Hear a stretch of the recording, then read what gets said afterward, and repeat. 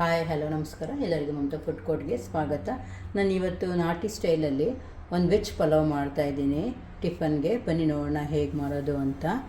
ನಾನು ಒಂದು medium size ಈರುಳ್ಳಿ ಈ ಥರ ಸಿಪ್ಪೆ ತೆಗೆದ್ಬಿಟ್ಟು ಕಟ್ ಮಾಡ್ಕೊಂಡಿದ್ದೀನಿ. ಮತ್ತು ಒಂದು ಅನಾನಸ್ ಹೂವು ತೊಗೊಂಡಿದ್ದೀನಿ, ಒಂದು ಮರಾಠಿ ಮೊಗ್ಗು, ಮತ್ತು ಸ್ವಲ್ಪ ಚಕ್ಕೆ, 2 ಏಲಕ್ಕಿ ಮತ್ತು 4 ಲವಂಗ ತೊಗೊಂಡಿದ್ದೀನಿ. ಹಸಿಮೆಣಸಿಗೆ ನಿಮಗೆ ಖಾರಕ್ಕೆ ಎಷ್ಟು ಬೇಕೋ ಅಷ್ಟು ತಗೊಳ್ಳಿ. ನಾನು ಒಂದು 8 ಹಸಿಮೆಣಸಿಗೆ ತೊಗೊಂಡಿದ್ದೀನಿ. ಶುಂಠಿ ಒಂದು 3/4 ಇಂಚಷ್ಟು ತೊಗೊಂಡು, ಬೆಳ್ಳುಳ್ಳಿ ಒಂದು ಚಿಕ್ಕ ಗಡ್ಡೆಯಷ್ಟು ತೊಗೊಂಡಿದ್ದೀನಿ.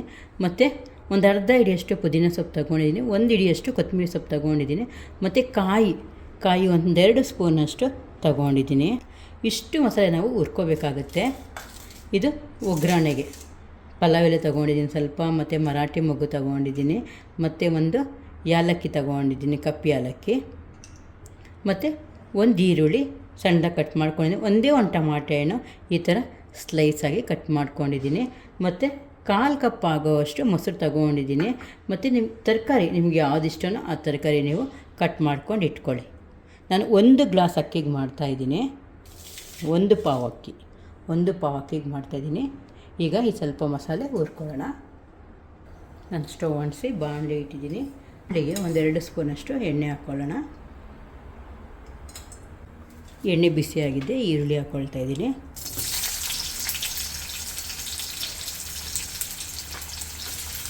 ಈರುಳ್ಳಿ ಮತ್ತು ಹಸಿಮೆಣಸಿನಕಾಯಿ ಕೂಡ ಹಾಕ್ಕೊಳ್ತಾ ಇದ್ದೀನಿ. ಸ್ವಲ್ಪ ಫ್ರೈ ಮಾಡ್ಕೊಳ್ಳೋಣ. ಮೊದಲಿಗೆ ಸ್ವಲ್ಪ ಫ್ರೈ ಮಾಡ್ಕೊಳ್ಳೋಣ.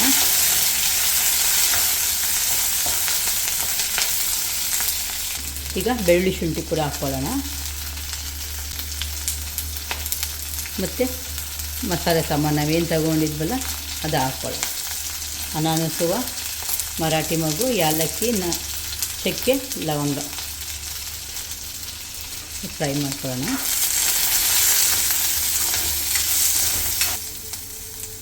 ಈಗ ಇದೆಲ್ಲ ಚೆನ್ನಾಗಿ ಕೆಂಪಗಾಗಿದೆ, ಚೆನ್ನಾಗಿ ಫ್ರೈ ಆಗಿದೆ. ಇದಕ್ಕೆ ಈಗ ಇದ್ರ ಜೊತೆಗೆ ಕೊತ್ತಂಬರಿ ಸೊಪ್ಪು ಮತ್ತು ಪುದೀನ ಹಾಕ್ಕೊಂಡು ಸ್ವಲ್ಪ ಫ್ರೈ ಮಾಡ್ಕೊಂಬಿಡೋಣ.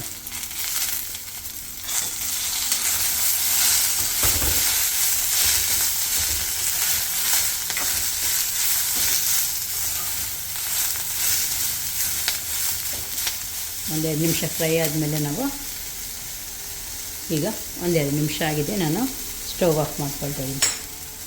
ಸ್ಟವ್ ಆಫ್ ಮಾಡಿಬಿಟ್ಟು ಈ ಕಾಯಿ ಕೂಡ ಇದ್ರ ಜೊತೆಗೆ ಹಾಕ್ಕೊಡ್ತೀನಿ. ಕಾಯಿ ಹಾಕಿದ್ರೆ ತುಂಬ ಟೇಸ್ಟಿಯಾಗಿರುತ್ತೆ ಪಲಾವು. ಇದ್ರ ಜೊತೆಗೆ ಸ್ವಲ್ಪ ಅರಿಶಿನ ಕೂಡ ಹಾಕೊಂಬಿಡೋಣ. ಈ ಬಿಸಿಗೇ ಫ್ರೈ ಆಗಿಬಿಡುತ್ತೆ. ಇದು ತಣ್ಣಗಾದ್ಮೇಲೆ ನಾನು ರುಬ್ಕೊಂಡು ಬರ್ತೀನಿ. ನಾನು ಸ್ಟವ್ ಅಂಟಿಸಿ ಕುಕ್ಕರ್ ಇಡ್ತೀನಿ.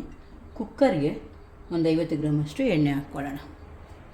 ಸ್ವಲ್ಪ ಎಣ್ಣೆ ಜಾಸ್ತಿ ಇದ್ರೇ ಪಲಾವು ತುಂಬ ಚೆನ್ನಾಗಿರೋದು.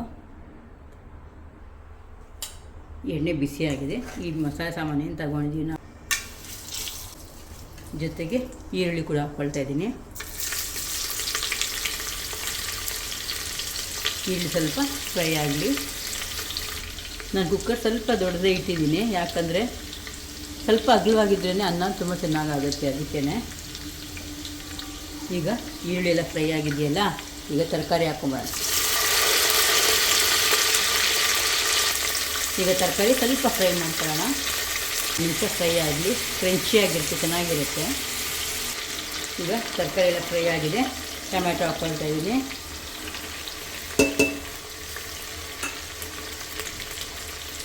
ಟೊಮ್ಯಾಟೊ ಕೂಡ ಸ್ವಲ್ಪ ಫ್ರೈ ಆಗಲಿ.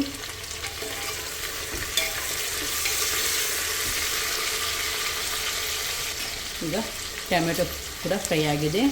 ಈಗ ಮಸಾಲೆ ಹಾಕ್ಕೊಂಬರೋಣ. ಮಸಾಲೆ ಏನು ಘಮ ಘಮ ಅಂತ ಇದೆ. ಸಿಂಪಲ್ಲಾಗಿ ಹೋಟೆಲ್ ಹೇಗೆ ಮಾಡ್ತಾರೋ ಆ ಥರ ನಾವು ಮನೆಯಲ್ಲೇ ಮಾಡ್ಕೊಳ್ಬೋದು. ಮಸಾಲೆ ಏನು ಜಾಸ್ತಿ ಹೊತ್ತು ಹುರಿಯೋದು ಬೇಡ, ಯಾಕಂದರೆ ನಾವು ಆಲ್ರೆಡಿ ಮಸಾಲೆ ಹುರ್ಕೊಂಡಿದ್ದೀವಲ್ಲ ಅದಕ್ಕೆ. ರುಚಿಗೆ ತಕ್ಕಷ್ಟು ಉಪ್ಪು ಹಾಕ್ಕೊಳ್ತಾ ಇದ್ದೀನಿ. 1/4 ಕಪ್ಪಷ್ಟು ಮೊಸರು ಹಾಕ್ಕೊಳ್ತಾ ಇದ್ದೀನಿ.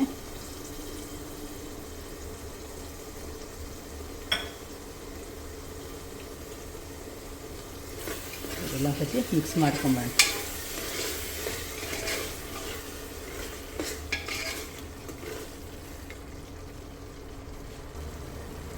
ಈಗ ನಾನು 1 ಗ್ಲಾಸಷ್ಟು ಅಕ್ಕಿ ಹಾಕಿದ್ದೀನಿ, ಅದಕ್ಕೆ ನಾನು 2 ಗ್ಲಾಸಷ್ಟು ನೀರು ತಗೊಂಡಿದ್ದೀನಿ.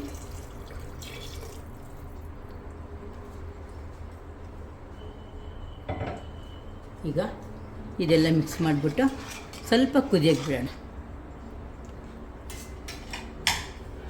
ಇದೇ ಲಿಡ್ ಮುಚ್ಚಿಬಿಡೋಣ. ಲಿಡ್ ಮುಚ್ಚಿ 1-2 ನಿಮಿಷ ಕುದಿಯೋಕ್ಕೆ ಬಿಡೋಣ. ಈಗ ನೀರು ಕುದೀತಾ ಇದೆ. ಈಗ ಅಕ್ಕಿ ಹಾಕ್ಬಿಡೋಣ. ಅಕ್ಕಿ ನಾನು ಮಾಮೂಲಿ ಅಕ್ಕಿ ತಗೊಂಡಿದ್ದೀನಿ, ನಾವೇನು ಅಡುಗೆ ಮಾಡ್ತೀವಲ್ಲ ಅದೇ ಅಕ್ಕಿ. ಬೇಕಂದರೆ ನೀವು ಜೀರಾ ಸಾಂಬಾರು ರೈಸ್ ಕೂಡ ಹಾಕ್ಕೊಳ್ಬೋದು.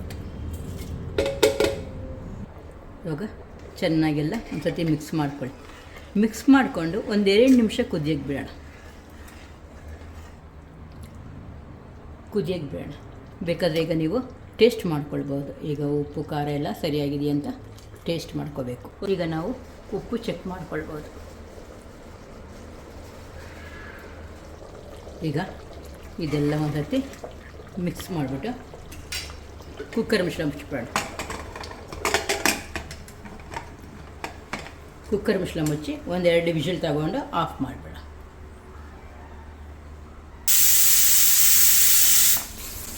ಈಗ 2 ವಿಷಲ್ ಆಗಿದೆ. ನಾನು ಸ್ಟವ್ ಆಫ್ ಮಾಡಿಬಿಟ್ಟು ಸ್ವಲ್ಪ ವಿಷಲ್ ಹೋಗೋವರೆಗೂ ಬಿಡೋಣ. ಈಗ ನೋಡೋಣ, ವಿಷಲ್ ಹೋಗಿದೆ ಇದು.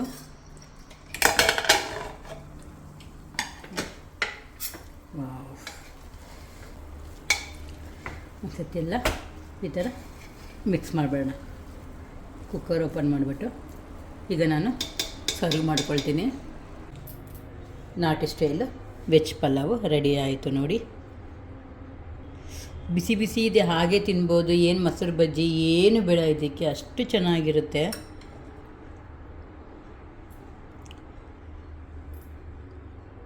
ಟೇಸ್ಟ್ ನೋಡೋಣ ಎಷ್ಟು ಅದ್ಭುತವಾಗಿರುತ್ತೆ ಅಂದರೆ ಒಮ್ಮೆ ನೀವು ಟ್ರೈ ಮಾಡಿ ಗೊತ್ತಾಗುತ್ತೆ ನಿಮಗೆ. ಈ ನಾಟಿ ಸ್ಟೈಲ್ ವೆಜ್ ಪಲಾವು ನಿಮಗೆ ಇಷ್ಟ ಆದಲ್ಲಿ ಪ್ಲೀಸ್ ಲೈಕ್ ಆ್ಯಂಡ್ ಶೇರ್ ಮಾಡಿ, ಸಬ್ಸ್ಕ್ರೈಬ್ ಕೂಡ ಮಾಡಿ. Thank you.